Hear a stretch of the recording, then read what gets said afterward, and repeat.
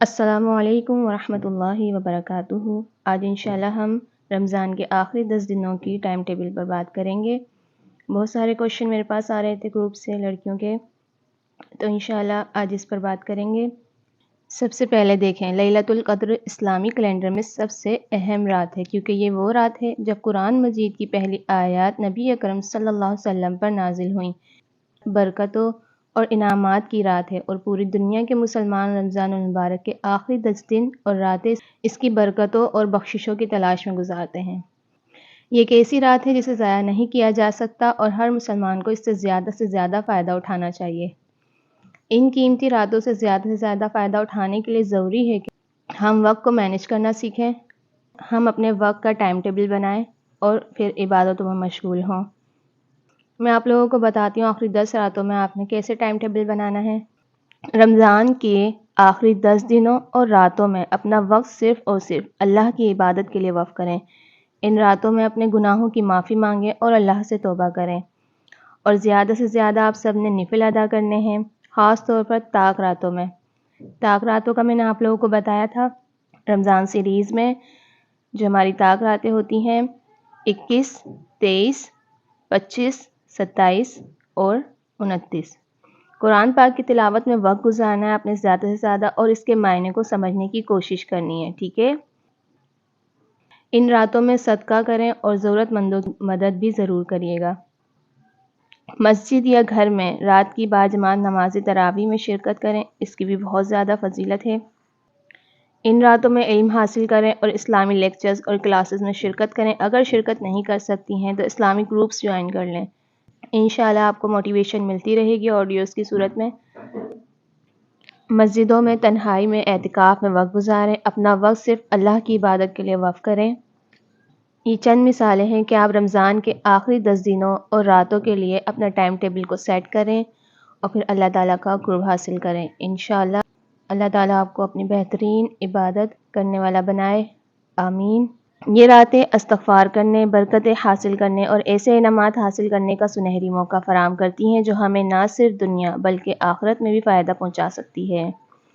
ہم سب ان راتوں کو زیادہ سے زیادہ بابرکت بنائیں اور ہماری کاوشوں کو اللہ قبول فرمائے، آمین۔ اور بہت سی بہنیں یہ کویشچن کرتی ہیں کہ ان دنوں کا، ان راتوں کا کوئی وظیفہ ہے یا کوئی نماز میں اس طریقے سے صورتیں پڑھنی ہیں جن کی تعداد ہو، تو ایسا کوئی وظیفہ نہیں ہے۔ ان دنوں میں، ان راتوں میں، یہ پورا ہی مہینہ اللہ کی عبادتوں، اللہ کی مغفرت کا مہینہ ہے اور ذکر و اذکار کرنے کا، قرآن پاک پڑھنے کا مہینہ ہے۔ تو آپ سب نے بدعتوں سے دور رہنا ہے، کوئی بھی ایسا عمل نہیں اپنانا ہے جس کی وجہ سے آپ گناہوں کے مرتکب ہوں۔ ایسا کوئی بھی عمل ہمارے نبی پاک صلی اللہ علیہ وسلم سے ثابت نہیں ہے، ٹھیک ہے۔ تو آپ لوگوں نے کوشش کرنی ہے کہ ان دنوں کو زیادہ سے زیادہ اپنی عبادتوں میں گزارنا ہے۔ اور ایک کویشچن جو آپ سب کا بہت زیادہ آ رہا ہے، ہمارے رمضان کے لاسٹ ڈیز کے اندر خاص ایام آ جائیں گے تو ہم کیسے عبادت کریں؟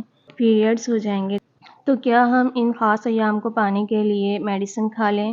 نہیں، آپ سب نے میڈیسن نہیں کھانی ہے، آپ بھی ان دنوں میں عبادت کر سکتی ہیں اور بہت اچھے طریقے سے کر سکتی ہیں۔ آپ صرف نوافل نہیں پڑھ سکتی ہیں، آپ صرف نماز نہیں پڑھ سکتی، باقی تو آپ سب کچھ کر سکتی ہیں۔ میڈیسنز والا کویشچن میرے پاس بہت زیادہ آتا ہے۔ اعتکاف میں بیٹھنے کے لیے بھی اسٹوڈنٹ کہتی ہیں کہ ہم میڈیسن کھا لیں، تو یہ اللہ تعالیٰ کی طرف سے ہے، اس میں ہم خود سے کچھ نہیں کر سکتے، ٹھیک ہے۔ تو آپ لوگوں نے میڈیسن بالکل نہیں کھانی ہے۔ جو آپ لوگوں کو موقع مل رہا ہے، جتنی عبادت کا موقع مل رہا ہے، یہ اللہ تعالیٰ کی طرف سے ہے، تو آپ لوگوں نے اتنی ہی عبادت کرنی ہے، ٹھیک ہے۔ اور جب آپ کو موقع ملے تو آپ لوگوں نے اعتکاف بھی کرنا ہے۔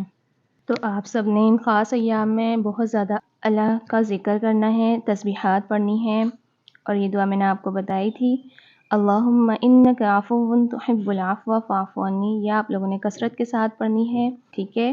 اور آپ سب بہت زیادہ صدقہ کر سکتی ہیں اور خوب دعائیں مانگ سکتی ہیں، جتنی ہو سکے۔ چلتے پھرتے، اٹھتے بیٹھتے آپ لوگوں نے اللہ تعالیٰ کو یاد کرنا ہے اور اس سے اپنی دعائیں مانگنی ہے۔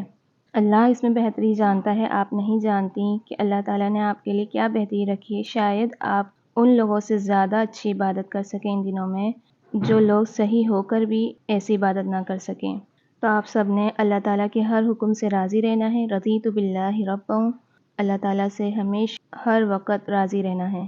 ہم نہیں جانتے، وہ جانتا ہے کہ ہمارے لیے کیا بہتر ہے۔